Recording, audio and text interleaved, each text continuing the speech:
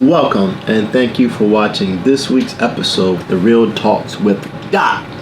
And if you haven't already, please like, subscribe, and turn on those post notifications so that you can continue to have this content delivered straight to you. If you find this real estate information, construction information, development information to be of any value to you, please drop us a comment down below.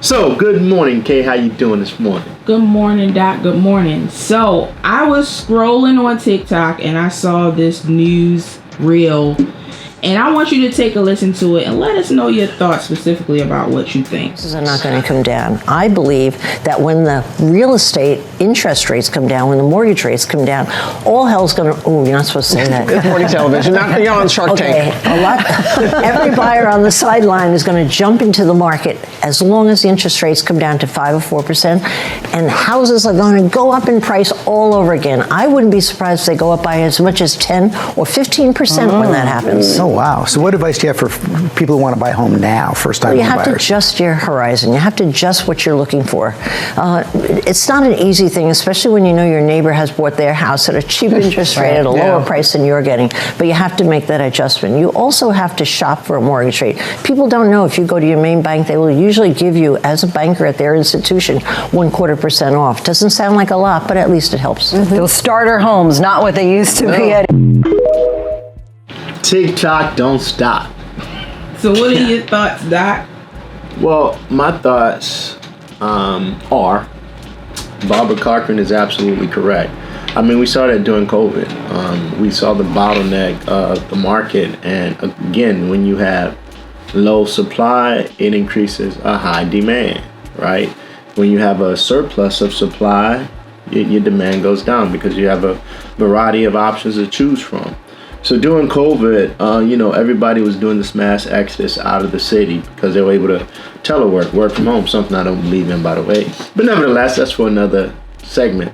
So those people were moving out to the suburbs, and those people who were selling in the suburbs, prices shot up. I mean, we have seen some of the most historically high prices in real estate in the last 3 years. And then the devaluation of the dollar. I mean, I use this analogy all the time. I mean, probably back in the 80s, 70s, you could buy an ounce of gold for literally less than $100. Literally less than $100. I need to check the prices of gold right now, but you take that same exact ounce of gold and it's well above $100. So that means the dollar value has been devalued in valuation. When you look at how easy it is to make $1 million in today's society, you have more millionaires than you've ever had in the history of this world. And that's because $1 million really doesn't get you much now. Most houses in DC cost $1 million. Think about that. Like, literally. I mean, our median price on homes is somewhere in the, 6s or 7s. So that tells you right there that, $1 million when I was a kid, you can buy an entire estate with 10 acres of land. And that's just not the case anymore, especially where you live. San Francisco, New York has some of the highest priced real estates in the country. So again, I truly agree with that. You got all these buyers on the sideline who's been priced out of their first home. Like they said in the video, I mean, a starter home is not the starter home that we knew 10 years ago, 20 years ago. I mean, a starter home could actually go from a starter home that you could have afforded in price and interest rate to a starter condo. That's really how things are looking based on the salary bracket that you're in. So now you got all these buyers saying, okay, what I want, I can get, because number one, the price is still too high and the interest rates knock you out of a mortgage bracket based on your income. So all that stuff is mathematically calculated. The lower the interest rates, the more buying power it gives you. Because over the course of that 30-year loan, when you divide that up based on your mortgage that you're making, you're looking at your loan to income, your loan to debt ratio and all of that stuff, you actually qualify for more when you have a lower interest rate. Interest rate go high, it can make anywhere from a $200 to a $600 difference in your mortgage, and that's big. So all of these buyers sitting on the sideline waiting for interest rates to go down. I get it.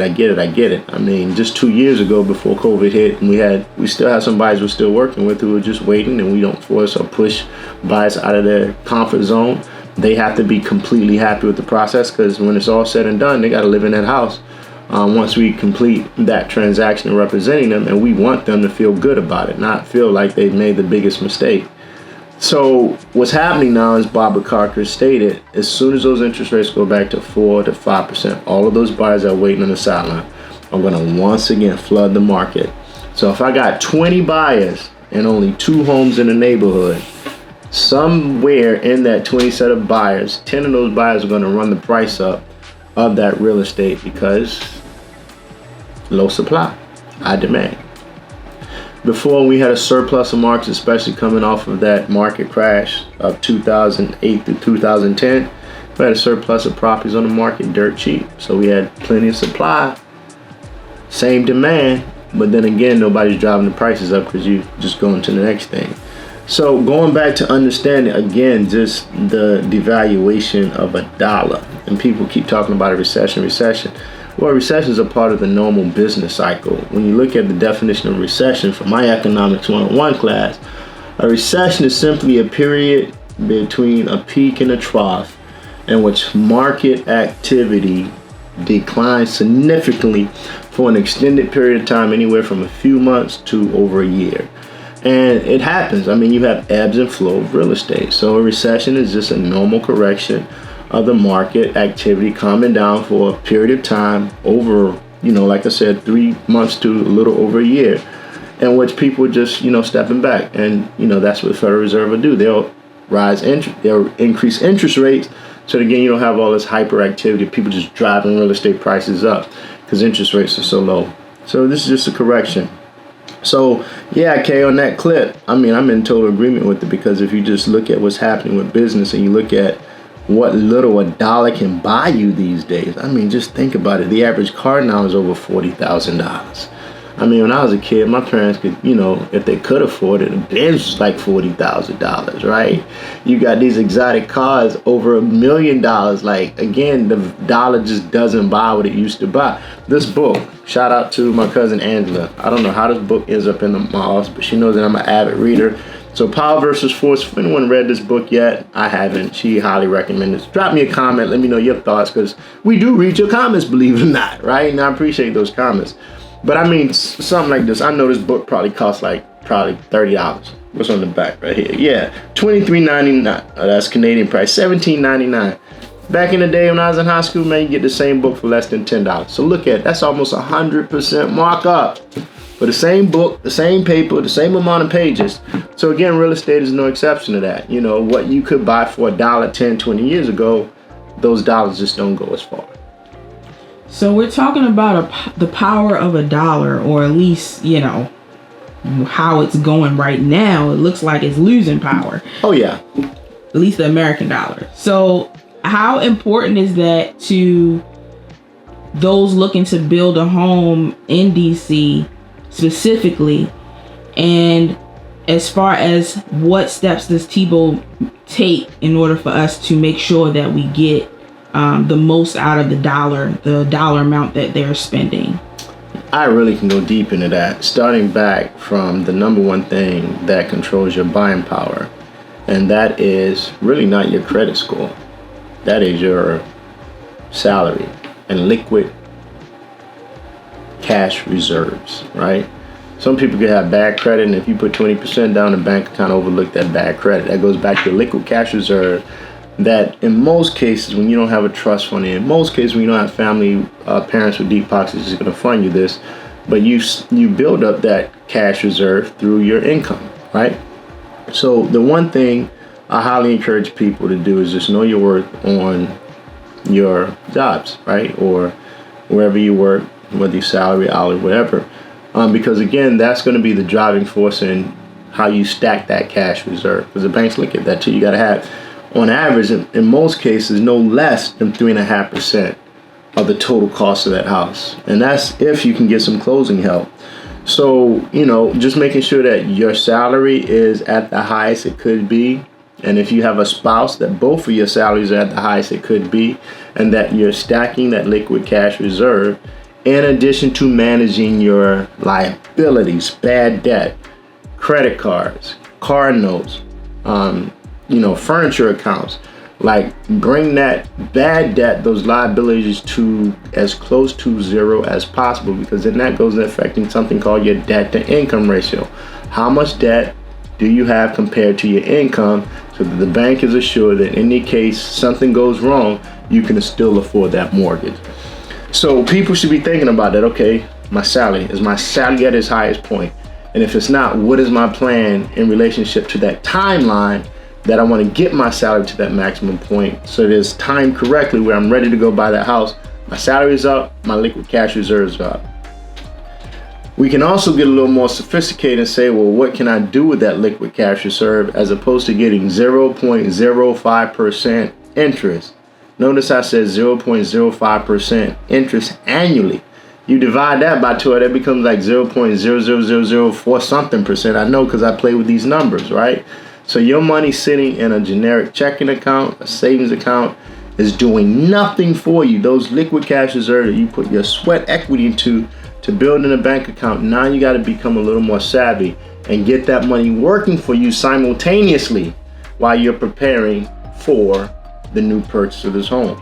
Putting it in, maybe a REIT, a real estate investment trust, with a well-vetted real estate company. Maybe putting it in a flip if you have the capacity to do that, where you're getting anywhere from minimum 10% to sometimes as high as 33% return on investment. That's a big difference.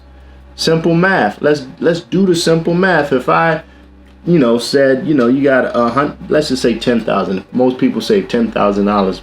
That's a nice little saving.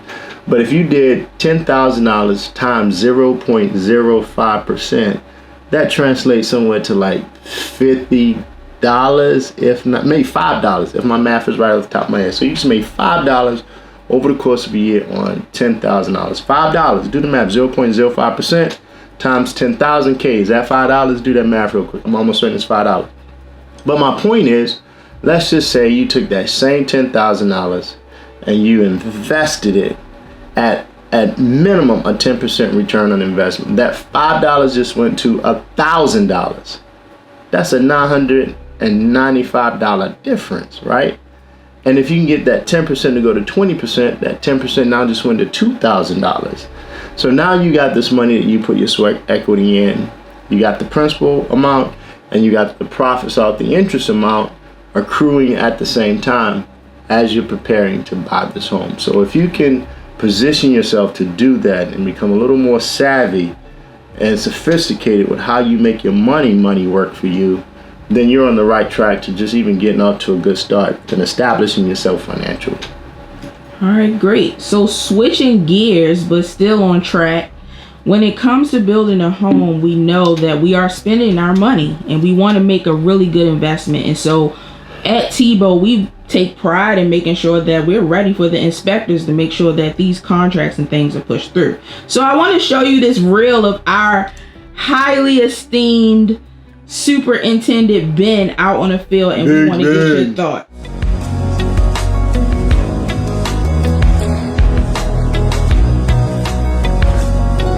The inspector, he looks how close the nails are. They have to be 12 inches right here. That one's 12 and a half. And on the corners, they have to be 6 inches. What you got? Yep. See how there's more nails on the corners? 6 inches. Every 6 inches. Boom, boom, boom. There's a lot of nails. Yep, you got it here. The inspector, he looks for the nail pattern. You make sure the nails aren't driven in too deep. Like this one's too deep. He wants the nails to be flat, like this one.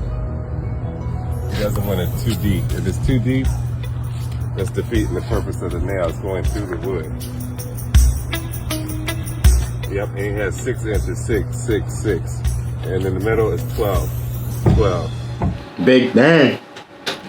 So with this video, we saw Ben out in the field making sure that we were ready for the inspectors. So can you speak to that and how strategic we are and just thoughtful we are with that process? No, it's just quality assurance, which we take great pride in. Quality assurance defines the brand of a company, right? When you go buy Nike and you spend a premium for Nike, you know that Nike product is going to hold up. It's going to last the test of time. You're buying quality and you're assured in that quality that you're purchasing. Same thing with Teabow. We put a product on the market, or we can do a renovation for a client, or a custom home build for a client. We want to make sure that that client is experiencing the quality of that new build or that renovation for years and years to come, because that's our name, right? And we tell our clients, we don't make you just a client for this transaction, but we make you a client for life. And in earning that trust, we are very, very, very, very big on making sure every step of the way we're building a quality product. Because number one, you just don't want to keep going back fixing something that's crappy you're rushing through just to make a dollar. We just don't do that. So Ben is our site construction superintendent.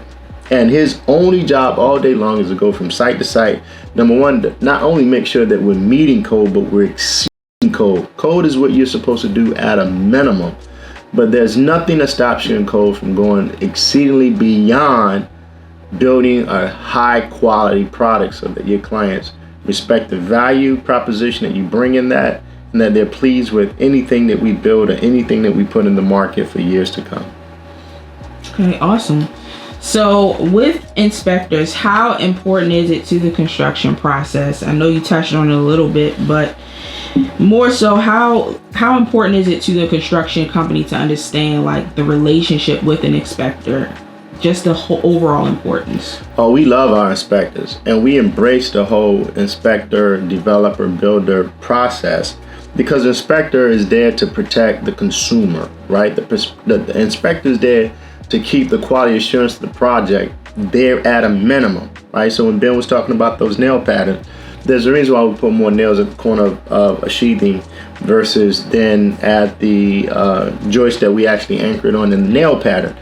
And the reason being is because when you get high winds come down, you want more anchoring there, the nails in that pattern, so that the wind doesn't get between the sheathing and rip it off of your house.